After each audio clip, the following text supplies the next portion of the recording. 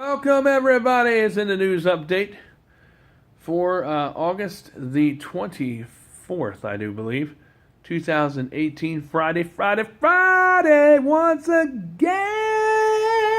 Okay, so anyway, yesterday we went along with the Blind Center down to, or really up to, no, really was down to Morehead to go to the aquarium there, and outside the facility there they had a dinosaur exhibit, and it's really a nice place to send your whole family. Really, I mean, if you're a kid inside your heart, you got a kid inside your heart, or you got some young kids, either teenagers or even high school or middle school or even elementary school or grammar school.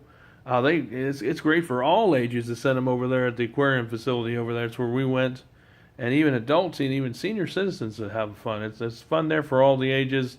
They had a touch and feel exhibits where you can actually go around and they would pass bones around and print it like replicas, or even some were real. So we had to be really careful with some of the stuff because some of it was real bones and real teeth. But anyway, they were really crocodiles and things, and they have a lot of neat looking exhibits, and the person there that was leading the class really knew her stuff, and she was actually not that bad looking too, but but you know what I'm saying.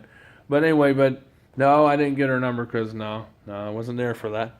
But anyway, I'm just joking, but anyway, but she was nice, and she really knew her stuff, and that's what you want, is somebody that knows their stuff when they're doing exhibits.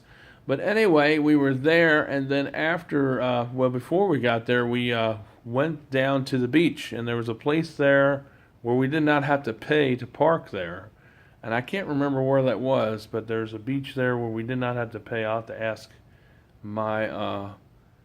ask Kim, who's the director of the facility, when we all went there, and ask her what that beach was.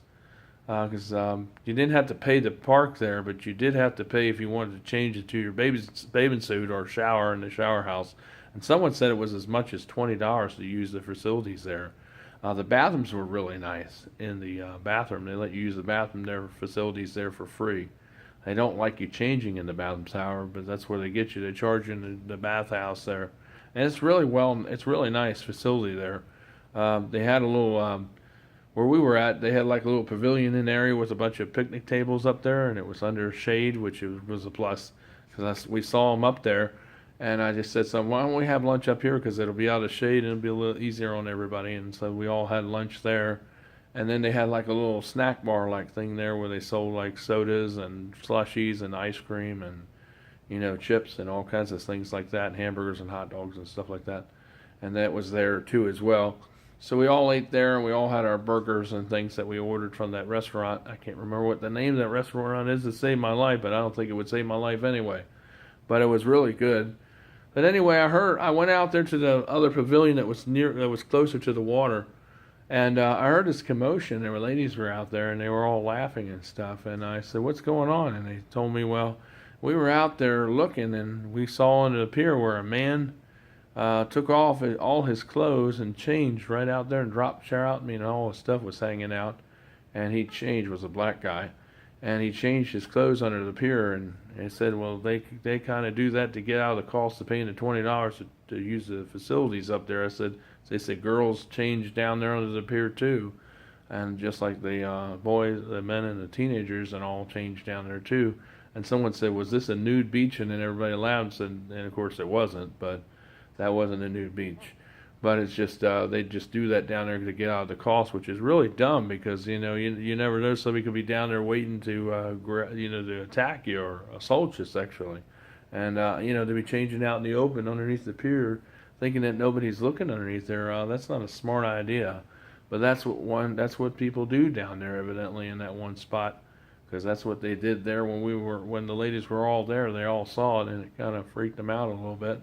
They all were laughing and didn't expect to see that, but anyway, that's what happened. And but it was pretty crazy to say the least. I didn't see it, and I said I didn't want to see it, and I don't care to see it. But that's really weird that they do that to get out of the cost of paying the $20 fee. At least that's what someone said. It cost that much to change in the outhouse there. But When we went to the aquarium, it was really nice. Like I said, they had a dinosaur exhibit out front, and they had a nice lady in there that led the class, the exhibits, and where you were able to touch them and feel them and stuff. And they had a snake in there. It was called a pine needle snake, and you looked at the coat; it looked like pine needles, but it was a snake. It just had that look on it, but it was not a poisonous snake. But all snakes have venom in them. It's just that some snakes that are poisonous or toxic venom, and then the ones that don't, because all snakes have venom. Now, it used to be where snakes would bite you, and a lot of people thought at one time that the ones that weren't poisonous didn't have venom, but actually all snakes essentially have venom sacs. It's just that some snakes are poisonous or toxic venom, like the rattler snake or the water moccasin, or what is that snake called? Oh, the cottonmouth. Those snakes are poisonous, but the pine needle snake, it was not a poisonous snake. However, it did have venom. And they were talking about how they were using it to lower blood pressure and how they use it to help maybe one day, slow down the progression of cancers, many different types of cancers, and possibly maybe able to cure some of them with snake venom too. So they're doing a lot of neat things with snake venom, and they use it to thin people's blood. So when they have problems with their blood, to thinning it, they use snake venom to thin their blood, which would not be poisonous snake venom, but they just use it because that actually works as a good coagulator. When they make the medicine, they use snake venom to do that. I never knew that. So we learned some stuff there yesterday, and we actually went into we didn't go in the aquarium, but there were some touch exhibits where there were stingrays. Of course, their sting bars were removed, and you could reach down into the stingray. I mean, not down in the stingray, but where the stingrays were in the water, you could reach in the water and actually pet them as they swam by. And they would just basically swim around in circles, just go around and around as people would pet them. And it's kind of like, I think the stingrays kind of liked it, because they were just going around and around, and they would look like they were getting a little excited. And then one was sitting there looking at somebody's hand while it was in the water, and I was like, I hope they don't try to go up there and try to eat it thinking it's food. But of course, no, they didn't. They're just looking at it, and then they kind of swam away. So that was pretty interesting, to say the least. But there was a black stingray that was sort of grayish black, and it was sort of, I don't know, it was swimming like really, really fast. It was like a younger one. It wasn't as big, and then some were like about 2 feet wide in diameter. Some were like 1.5 feet wide. But all their barbs were removed, so the ones that were in there wouldn't sting you with their barbs anyway, to say the least. But they're telling you, like, if you go in the ocean, you want to stop your feet, and you want to wear like ocean slippers or ocean shoes. So when you go in the ocean, you can stop your feet in the ocean, and that will stir up the sand, so it will scare the stingrays away. And I found out also that horseshoe crabs are actually harmless. So if you actually hit one or you get hit by the tail, you won't get stung by it because they don't sting. Horseshoe crabs are really harmless, to say the least. However, they do feel kind of funny when you hit your foot up against one in the water, but they're actually harmless. And they were actually that's what I wanted to know, because somebody was telling me one time when I was younger that horseshoe crabs actually do sting you. And they look like they would sting you, but really they don't sting. They're actually harmless. They don't actually. You might feel them hit your foot in the water in the ocean, but they don't sting you. And even if their little little legs and all or claws were to get you, it wouldn't hurt you because they're harmless. So just to let you know that for FYI. So that myth to say that horseshoe crabs sting or bite is absolutely not true. It's false. So that's what they said at the thing yesterday, and it was kind of neat how they were showing one. It was dead, though, however, but they were just using it as an exhibit. Then we went and saw all these different kinds of sharks that were in the aquariums. Huge. I mean, I don't know how big these aquariums were, but they looked like they went back a little ways in there. And they did a really good job on them. They looked like you were looking like under the ocean. I mean, really, literally looking under the ocean the way they did it, but it was all indoors, all encapsulated in this huge aquarium. I mean, it looked like they were like several 100 feet wide, and they're about almost 20 feet high, about 15, 20 feet high. But they had sharks in there, probably a couple of sharks in there that were bigger than me, as being tall, because I'm 6'2" tall. And these sharks were like some were 8 or more feet long in this aquarium. I mean, they were huge, to say the least. But it was neat to watch them swim around and all. And then there was like another aquarium where it had different fish in there that were of a cave. You know, had like a cave like you would see in the ocean. And it looked just like it was under the ocean, but it wasn't. It was just inside, like the other one was. And it was a huge aquarium and had different types of fish in there. And then they had one exhibit where it had otters, where there was one that was sleeping and two that were just laying there on the shore, but they were, they were just laying there. And there was, I think, two or, one was sleeping and there's one that was swimming, two were swimming, I think. But, they had exhibit of that. And of course that was pretty interesting. And then they started off with a big waterfall, and then it went into the mountains, and then it went to the coast, and then we saw the aquariums, just like the lady said how it would go in there when we were in the classroom. It would start off with the mountains, and then it would end up with the ocean, and that's exactly what it did. And it was really nice. And it had a gift shop in there. A lot of ladies that were with us, in our group from the Lion Center, from the Blind Center, went into the gift shop to get some gifts and all. And there were a few people that did venture to get some ice cream outside, but the ice cream was double the price. Like if you go to Dairy Queen, usually a small Blizzard usually runs to be about $2 something. Well, there at the aquarium facility, it was like almost $5. So I guess they charged double because part of it went towards the aquarium and the other part went towards the actual cost of the actual Blizzard or whatever you bought there at the Dairy Queen that they had there on site. There were, I'm sure they get a lot of people buying ice cream, and of course you got to hear the dinosaurs roar in the background. But I tell you, we all had a good time yesterday. We had a wonderful time, and everybody looked happy. I mean, everybody that went had a ball. And like I said, if you are visually impaired, or it means you can see, or you have low vision, which means you can see a little bit, or you have absolutely no vision where you're totally blind, or you're legally blind like me, which means you can see good, you can see colors, you can see lights, you can see the lanes, you can see the signs like I do. You can see the sky, you can see people, you can see the features on their face. That means you're legally blind because that means you cannot drive. By definition, it just means that you're blind, but it means that you can't see well enough to drive a car. That's what legally blind really means by definition. It does not mean the person cannot see at all. I mean, I do computer work, so you have to be able to see to do computer work and to put components in towers and in laptops, and you have to know what you're doing, and you cannot just do that by feeling it. But believe me, I do it every day, and that's what I do for a living. And of course, that's what the blind agency is trying to help me do, is to find a job doing that. And we found a job. And what I'll be doing is, by the time when we get all the stuff going here in a couple weeks, I'm going to be going to clients' houses and either servicing their computers or setting them up for the first time. I'll be setting them up or either servicing existing computer clients' houses of deaf and blind individuals.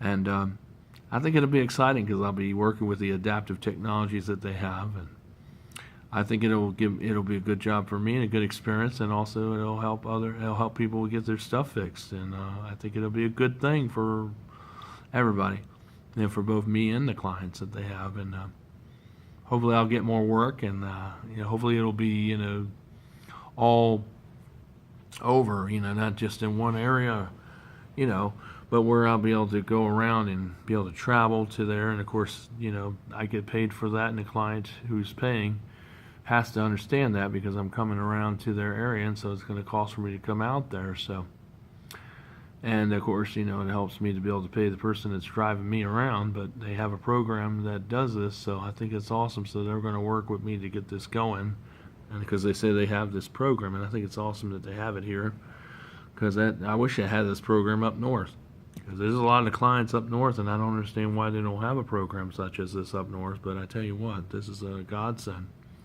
But I'll be actually going to people's houses and fixing their computers, which is great, and I'm looking forward to it. So, but that's what they do. I mean, if you are a person that has low vision, or you're legally blind, or you're a person that's totally blind, I mean, you don't see anything, and you walk around with seeing a service dog, or you have a cane.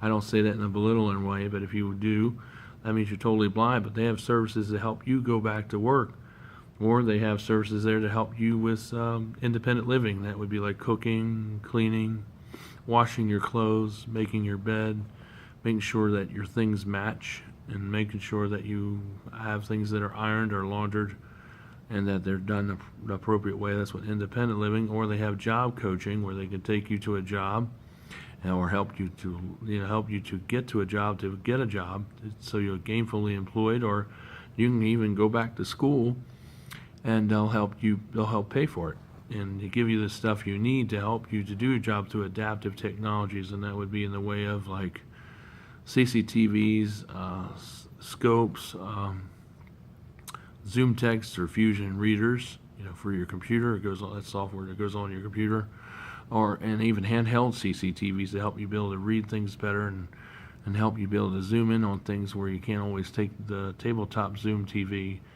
CCTV, which is like a camera that's on the tabletop. And I think I showed you that a while back in the video, but it's pretty neat. But both of these things will be HD, so I should be getting an upgrade on the tabletop CCTV.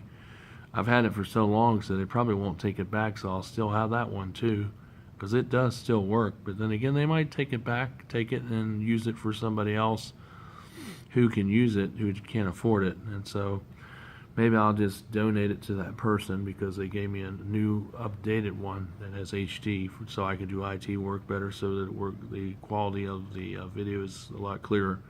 So the one I have is just digital video, but they have HD ones now. And before long they'll have 4K versions. They'll have 4K versions of this technology too. So that's kind of where it's heading. But that's what they do. They help you get assistive technology in order for you to do your job. And you have to either be working out of your home, or either be working at a job, an employer's job, for them to assist you with this technology, or you're going to school.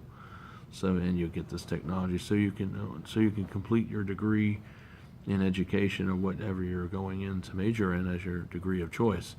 But you have to be able to have some type of plan. Now, either they can write up the plan for you, or you can write up one yourself and provide the details, all the details, to your job placement counselor.